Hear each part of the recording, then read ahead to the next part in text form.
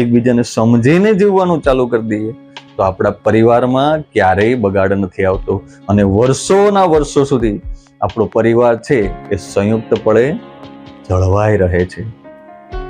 જય શ્રી કૃષ્ણ સ્નેહીજનો. કાલે સાંજે હું ઘરે બેઠો હતો ને તો ઘરમાં અથાણું બની રહ્યું હતું અને અથાણાને બનતા જોઈ અને મને વિચાર આવ્યો કે આ અથાણામાં પડતા દરેક તત્વો છે એનો સ્વભાવ એકબીજાથી તદ્દન વિરુદ્ધનો.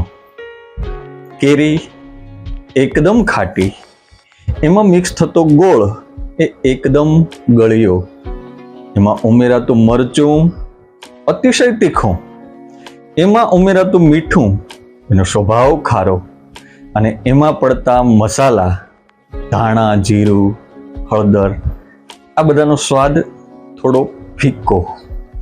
અને છતાં એ બધા એકબીજા સાથે ખૂબ સરસ રીતે એડજસ્ટમેન્ટ કેળવી લે છે, એકબીજા સાથે ખૂબ સરસ રીતે તાદાત્મ્ય કેળવી લે છે.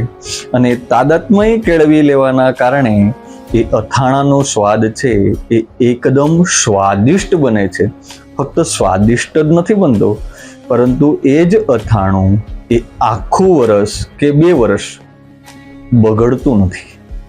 આપણા ઘરમાં આપણે સવારે શાક બનાવીએ છીએ ને એ સાંજ થાય ત્યાં બગડી જાય છે. અને આ એકબીજાના વિરુદ્ધ સ્વભાવવાળા તત્વો ભેગા મળીને બનતું અથાણું છે ને એ એકબીજા સાથે એટલું તાદાત્મ્ય કેળવી લે છે કે એ 1 વર્ષ 2 વર્ષ બગડતા નથી. આ વાત ઉપરથી મારો કહેવાનો મિનિંગ એ છે, મારો કહેવાનો પર્યાય એ છે કે આપણા પરિવારમાં પણ બસ આવું જ હોવું જોઈએ. પરિવારના દરેક સદસ્યોનો સ્વભાવ તો કંઈક અલગ જ રહેવાનો. કોઈ મીઠા સ્વભાવનો હોય છે, કોઈ તીખા સ્વભાવનો હોય છે. દરેકનો સ્વભાવ ભલે અલગ હોય પણ પરિવારના દરેક સદસ્ય સાથે એકબીજામાં સાથે હળી મળીને જીવીએ અને એકબીજા સાથે તાદાત્મ્ય કેળવવી અને જીવવાનું ચાલુ કરી દઈએ, એકબીજાને સમજીને જીવવાનું ચાલુ કરી દઈએ તો આપણા પરિવારમાં ક્યારેય બગાડ નથી આવતો અને વર્ષોના વર્ષો સુધી આપણો પરિવાર છે એ સંયુક્તપણે જળવાઈ રહે છે.